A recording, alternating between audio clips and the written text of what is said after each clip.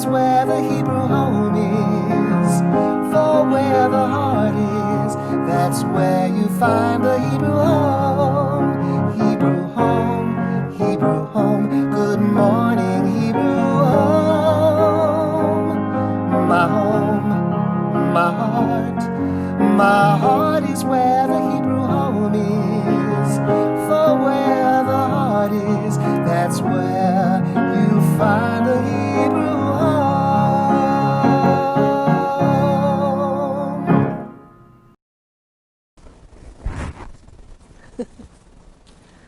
Today's guest just arrived and he's getting situated. Good morning. Welcome to Wendy Wednesday. Today is Wednesday. It's September 2nd. It's a new month. And today's weather, in a word, is dreary. It's a rainy morning. It's going to be high of 80 degrees, but I think it's going to be kind of dreary and rainy all day. So hopefully tomorrow will be better in terms of the weather. Today's menu, today for lunch, we are serving steak asabuco with a baked potato and pears for dessert. And for dinner, we are serving 4-bean soup to start with baked ziti and zucchini medley for dinner and sponge cake for dessert. We can bring Mohammed over, yeah. Mohammed's getting ready. Today in history, in 1931, Bing Crosby made his solo radio debut. In 1936, the first transatlantic round-trip air took place. First transatlantic flight took place in 1949. Oh boy, I'm messing things up today. We got to do a redo. In 1949, the movie Third Man with Orson Welles was released. In 1969, the first ATM machine was installed, and that was in Rockefeller Center in New York State. In 1971, teens Chris Everett and Jimmy Connor won their first matches at the U.S. Open Championships, which is actually a good preview because today we're going to be talking tennis with our guests. So this is actually a good time. We're going to pan out so that everyone can meet Mohammed. Welcome, Mohammed. Hi, how are you? It's great to see you. Thank you. Mohammed is a resident of our assisted living program, and he's a tennis connoisseur, expert. Yeah. So we're going to talk a lot of tennis today. But first, let's just finish about the day in history. In 1987, the first CD video was introduced by Philips. Celebrity birthdays today. When's your birthday, Mohammed? What month? June 22nd. June 22nd. 54, yeah. Does that make you a Gemini or a Cancer? Cancer. A Cancer. Okay, just like David Pomerantz. Okay, that's a good sign. That's a good sign. Okay, so birthdays today for celebrities are Keanu Reeves, Lennox Lewis, Salma Hayek, and Jimmy Connors. Another connection to tennis that we have for today. Today's birthday is for residents. We have Georgina M. and Domenica A. We don't actually have any staff birthdays today. But if it is your birthday, your horoscope says aim to be positive and progressive in everything you think, say, and do over the coming year. The more you can persuade yourself to believe that life is good and getting better every minute, the more likely it is events will work out the way you want them to, which is great. We always talk about the power of positive thinking, right? That's true. So important. Without a positive thinking, you're not going anywhere. Very important. So the U.S. Open started this week. Have you seen any of the matches? I haven't seen any, no. I haven't seen any either, but I've seen highlights on TV. We're going to talk tennis today. But if anyone watched tennis who's watching our show today, you may have noticed that Serena Williams broke a record. I don't know if you heard about this. No. Okay, she had a shaky start.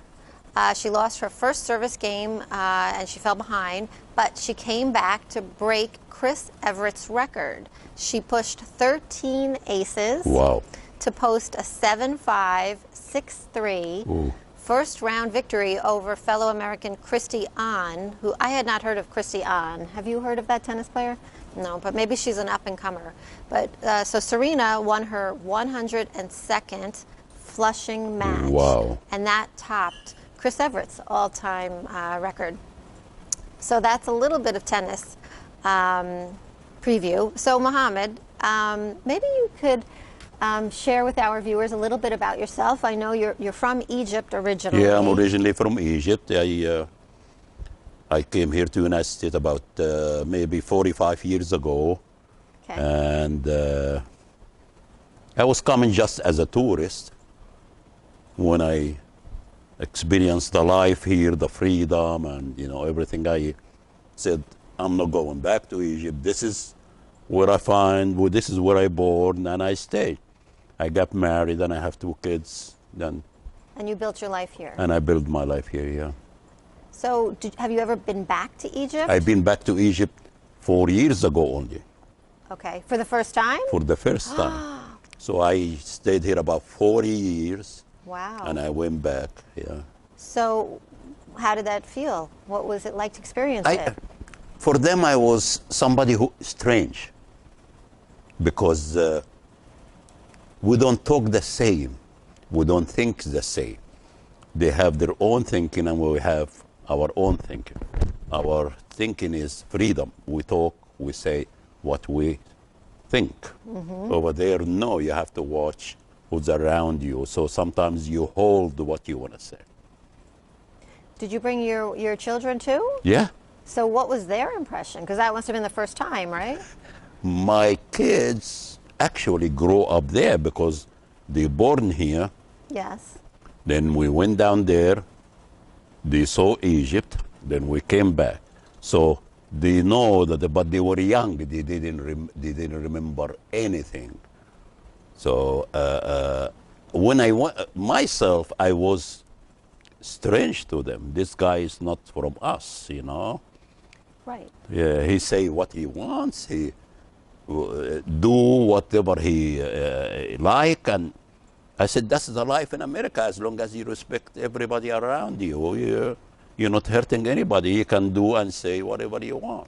For them, no. There is, if your father is around, if your older brother or sister is around, you have to hold some stuff back or some say back. So it was a little struggle. Right. Right. Yeah. So you must feel like you're a true New Yorker these days. Say it again. Do you feel like you're a New Yorker? Yeah. Yeah. And actually, some of the Egyptians at the time, they know about America, they hear about America, they watch movies or news about America, so they say, you talk like New Yorker. I said, what? Well, I don't think you have a New York accent quite yet. No, the way I think, the way I talk, Right. like New York. Right. This is New York people who the one they talk this way. Right. Yeah.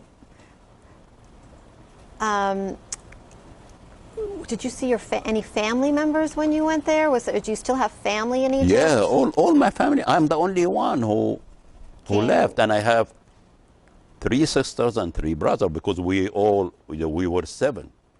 My older brother died, so I have me and my 2 brothers and sisters. And they're still there? Oh, they're still there. And they have no interest in coming to the United States? No.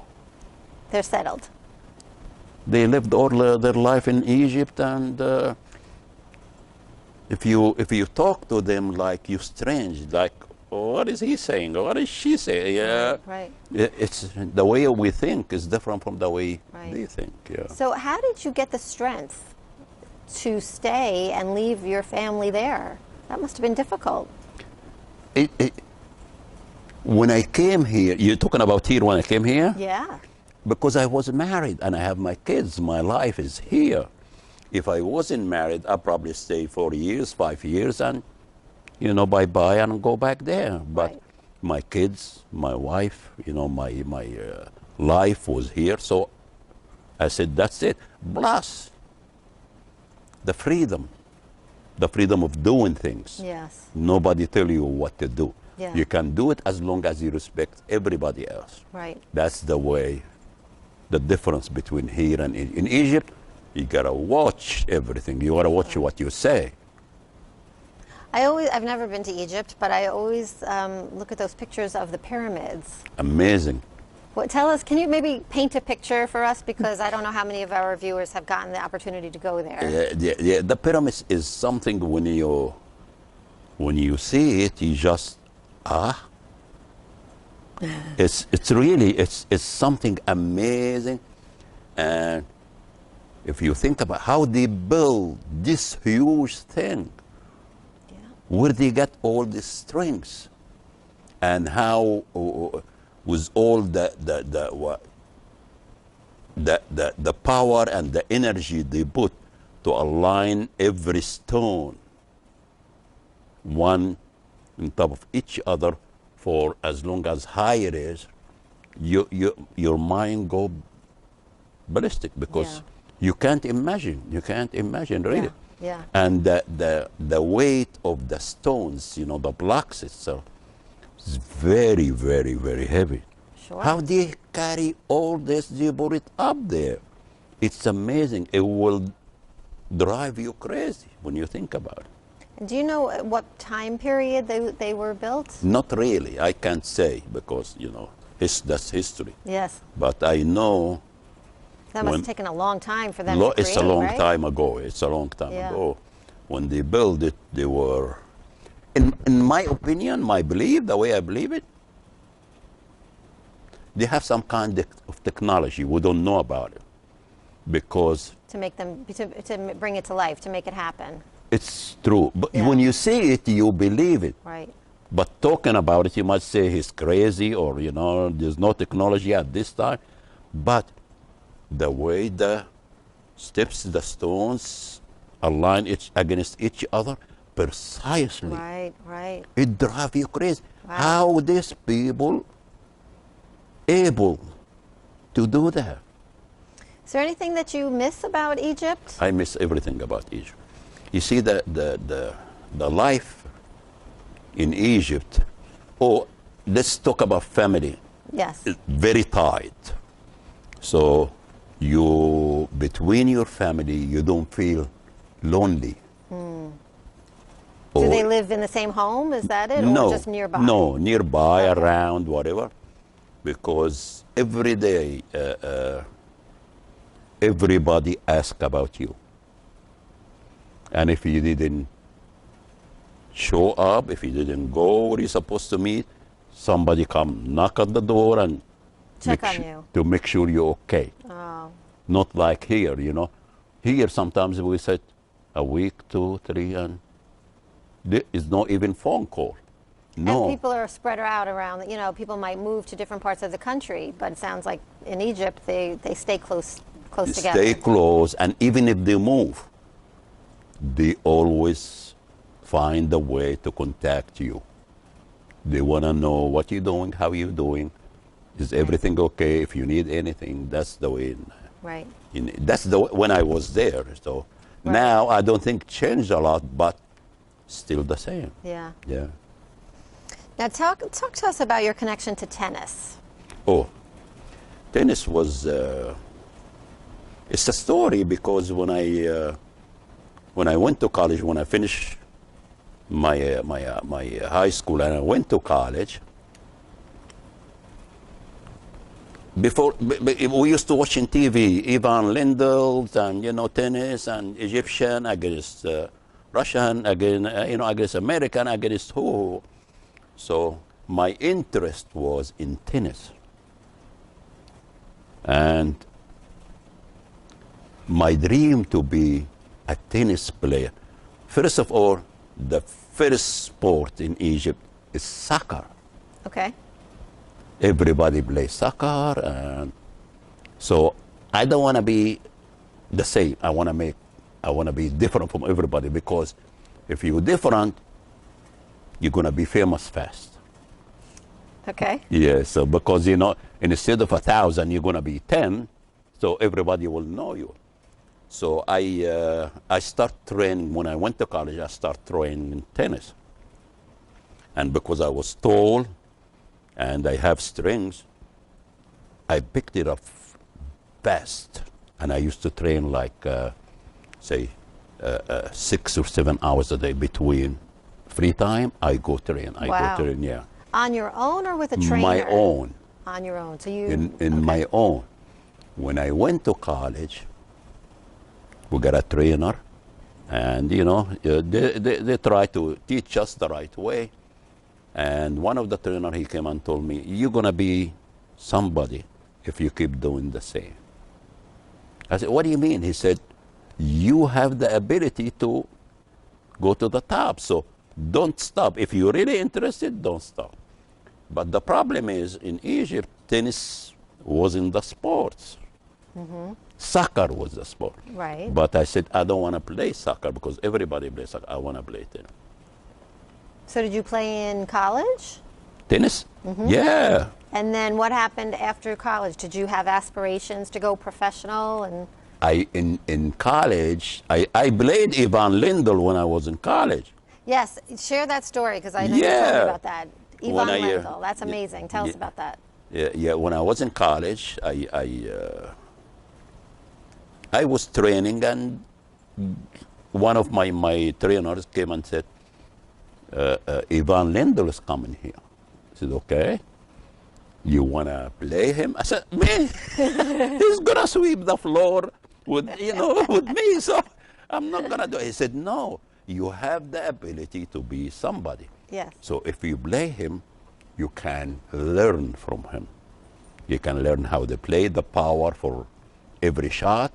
So we're going to put your name that you're one of the people. And I said, okay, it's fine with me. And one thing he said, we're going to pay you for that. You're going to pay you to play Ivan Pay Lendl? me Ivan Lendl, Okay. yeah. Because it was like the Egyptian tournament. Okay. So they got me a professional trainer, and he trained me for about 3 months. To get ready. To get ready For and Ivan. to teach me how to play professionally. Okay. So for 3 months, I trained, and I became acceptable, not very, very good. Yes. So, and he said, you're ready. And you probably beat him if you play the same or better. Okay. Because, they come in here, they know everybody's ability. So if you show more interest, you probably do it. So anyway, Ivan Lendl came, and it was the Egyptian master. Okay. Like, yeah, And we were like a couple of people. And I went against him, and we play one game. He swept the floor with me because, No. I'm serious. He was. Did you get any good hits against him? I have a lot of good hits. Okay. But because he is professional, Yes. he knows what to expect. Right. And he knows where to hit the ball, so he can expect what you're gonna do. So we played, and actually after that he came and shook my hand. He said, if you keep doing the same, you're gonna be somebody, and if you need my help, contact me, and I will leave my Wow. yeah. So after that, I stayed for a few years, but after that, my life had changed. In what way? At this time, my interest in tennis became stronger. Okay. And I know as long as I'm staying in Egypt, I'm not going nowhere. Okay. Because in Egypt, the main sport is soccer. Yes. Right. And I said, I'm not going to stay in Egypt. I got to go like Ivan Lendl, live somewhere where they appreciate what you do. Sure. Yeah. So that was in like 76 or something like that. Okay. My life and my thinking start, you can't stay in Egypt. You're born in Egypt, but the life is not for you here. Did you play tennis in the United States? No, never. That's the problem. Even for fun on a weekend? Was that Because- deliberate or it just happened that way? It happened that way. Because when I came to the United States, I was 27. Yes. So it's like anywhere I go, they say, your age is a little bit. Right. So they demotivate me, and I didn't continue. But as friendly between me, my friends, or whatever, Yes. we used to play, and Okay. it was good, yeah. Now, what do you think about today's tennis players? Do you have any favorites? Not really. I mean, they all very strong, just stronger than Yeah. my time. Sure. Amazing, you know. Yeah. And they better, their time is better than our time because they have a lot of opportunities, you know. But the problem is, it's too many people. In my time, it wasn't too many, you know. Now, every country has, whoa, thousands. Yeah. Not, you know, so And there's a lot of up-and-comers. it is. It is. Well, And the problem is everybody come to tennis because they think it's for the money. Sports is not for the money. Yeah, money is part of it. Sports for fun. Yeah, and you have to have a passion for it. That's right. Right. That's right. You know, we have some tennis trivia that we wanted to share. So we'll share the trivia. You'll tell us what you think. Yeah. Did you know that tennis balls were originally white? Did you know that? Not Tennis- yellow. the ball. The ball. They were originally white. Yeah, white, yeah. Not yellow. The yellow balls, tennis balls, were used at Wimbledon for the first time, actually in 1986. Okay. I always like to watch the Wimbledon matches. Do you watch that? Amazing. Isn't that amazing. great on the grass? Absolutely, absolutely. I love that tournament. And speaking of Wimbledon, did you know that there's a pineapple on top of the Wimbledon trophy? Apparently, it represents the tradition of English sailors putting pineapples on their gateposts when they return from a long voyage. Interesting trivia, right? Yes, it is. Not sure how tennis became associated with long trips at the sea, but it did remind me about the importance of warding off scurvy. So, well done, Pineapple Trophy. The longest match on record took place in 2010 at Wimbledon. I don't know if you remember this match. John Eisner and Nicholas Mahut, they went gladiator on the courts in a ridiculously epic 6-4, 3-6, 6-7, 7-6 win for Eisner that spanned 3 days and lasted 11 hours and 5 minutes. Jesus. Could you imagine the stamina to play that length of tennis? Yeah, amazing, amazing. On the total polar opposite, the Eisner Mahut from that, there was a very short match with Steffi Graf that took place in 1988. She took on Natalia Zavarova in the 6-0, 6-0 win, and she defended her title in just 34 minutes. I think I remember that saw. one? I think, yeah. Steffi Graf, she was a great player. Yes. She married Andre Agassi. Yes. I bet their kids play tennis.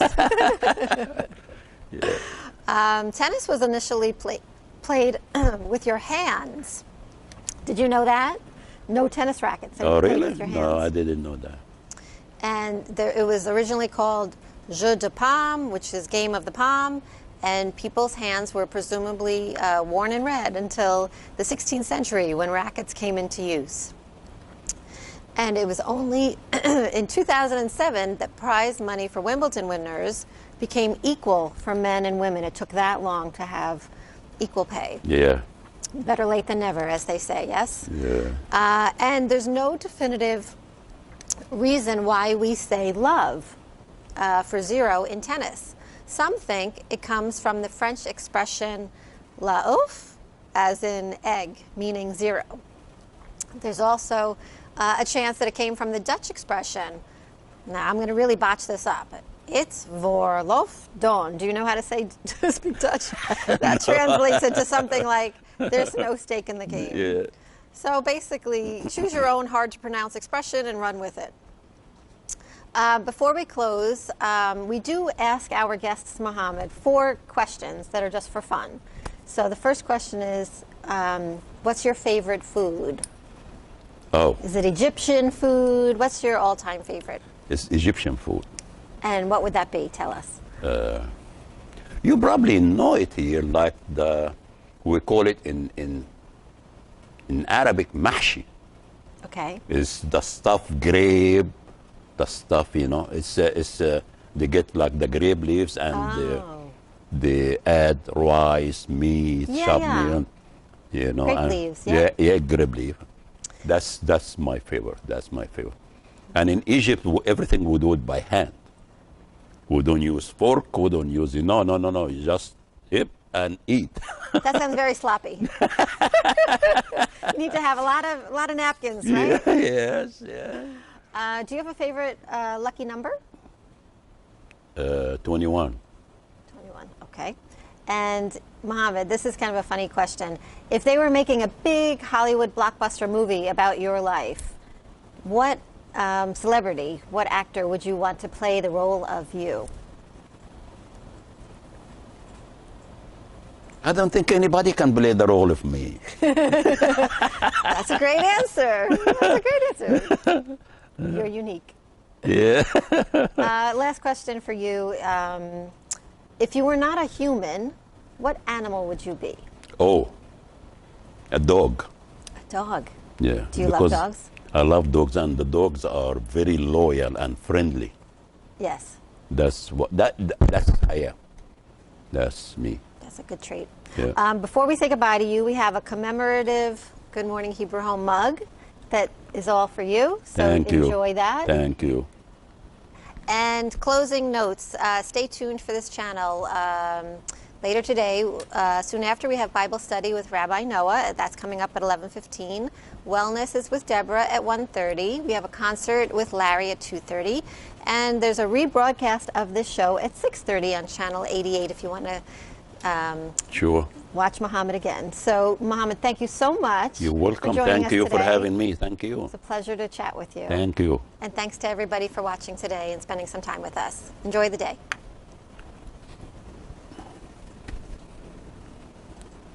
That's a nice car.